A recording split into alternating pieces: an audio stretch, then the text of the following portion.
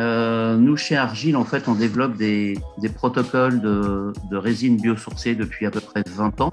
En fait, l'enjeu était de réfléchir sur la formulation technique de peinture de qualité avec une empreinte éco-responsable forte. Et ça, c'est venu il y a à peu près une vingtaine d'années quand les fondateurs d'Argile avaient créé Keria et ils s'étaient intéressés à travailler sur des résines à base d'huile végétale et dites biosourcées.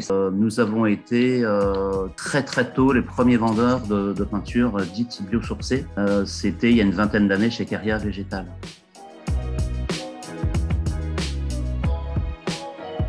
On peut dire, en fait, il y a deux formulations possibles aujourd'hui, ou en tout cas existantes. Il y a les peintures dites acryliques, donc qui sont dérivées de la chimie du pétrole.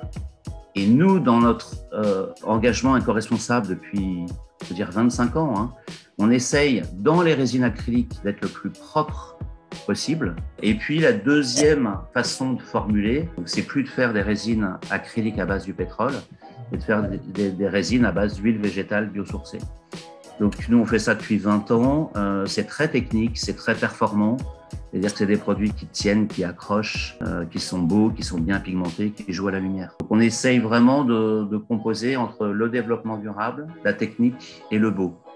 Voilà. Et on le fait avec des peintures acryliques et des peintures biosourcées.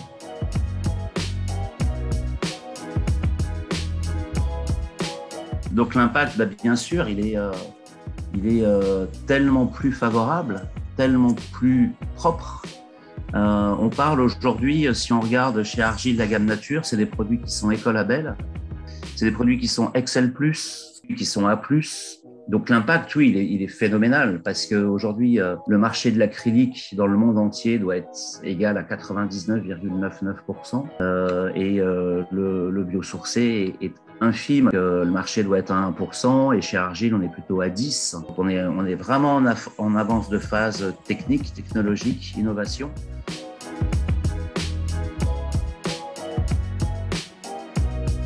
Alors, j'adore cette question-là.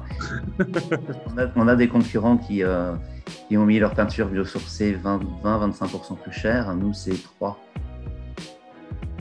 Au mètre carré, à la couche, l'écart il est infime. Et d'ailleurs, j'aime beaucoup cette question parce que de manière R&D chez nous, on fait déjà le meilleur produit possible.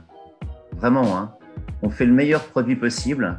Et on regarde les coûts après. Et j'adore ça parce que on se dit, voilà, on veut un mat velouté, biosourcé, lessivable, qui est telle et telle et telle et telle caractéristique. Donc on va tout faire à l'envers.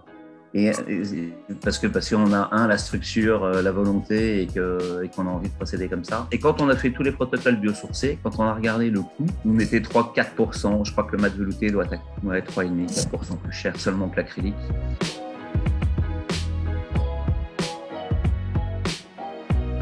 Il ne faut vraiment pas avoir peur de disrupter ce qui peut être des croyances ou industrielles ou techniques.